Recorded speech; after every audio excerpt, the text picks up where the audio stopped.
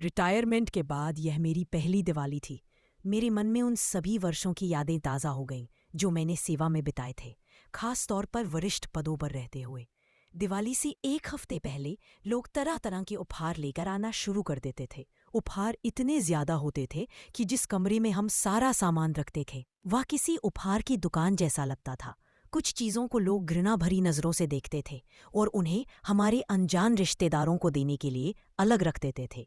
सूखे मेवे इतने ज्यादा होते थे कि अपने रिश्तेदारों और दोस्तों में बांटने के बाद भी बहुत सारे बच जाते थे। लेकिन इस बार स्थिति बिल्कुल अलग थी।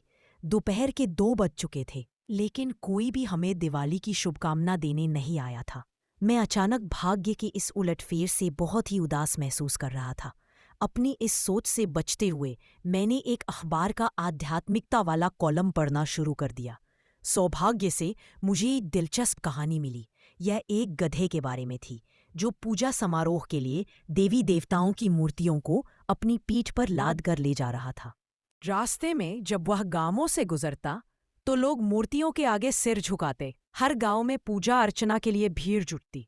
गधे को लगने लगा कि गांव वाले उसे प्रणाम कर रहे हैं और वह इस सम्मान और गर्व से रोमांचित ही गया। मूर्तियों को पूजा स्थल पर छोड़ने के बाद गधे के मालिक ने उस पर सब्जियां लाद दी और वे वापसी की यात्रा पर निकल पड़े। इस बार गधे पर किसी ने ध्यान ही नहीं दिया। वह अल्पज्ञानी जानवर इतना निराश हुआ कि उसने गांव वालों का ध्यान खींचने के लिए बार बार रेंकना शुरू कर दिया। शोर से वे लोग चिढ़ गए और उन्होंने उस बेचारे प्राणी को पीटना शुरू कर दिया, जिसे इस बात का जरा भी अंदाजा नहीं था कि उसने ऐसा क्या किया कि उसे इतना क्रूर व्यवहार झेलना पड़ा है। अचानक मुझे बोध हुआ कि वास्तव में मैं भी इस गधे जैसा ही था। सम्मान और आदर के वे सारे उपहार मेरे लिए नहीं थे, बल्कि मेरे ऊपर लदी उन मूर्तियों को थे।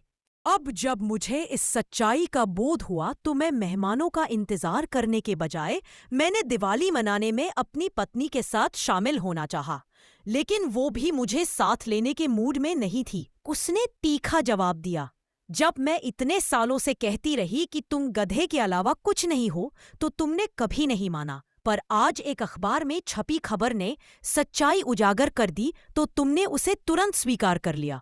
इसलिए पद पर और समय रहते अपनी पद प्रतिष्ठा के साथ साथ समाज के साथ मिलना जुलना, बोलना और सहयोग। वे व्यक्ति भी उसकी और हिराकत से देखते हैं, खूब धुलाई करते हैं।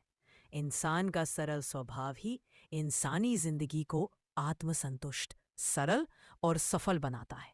यही जीवन का असली मूल मंत्र है।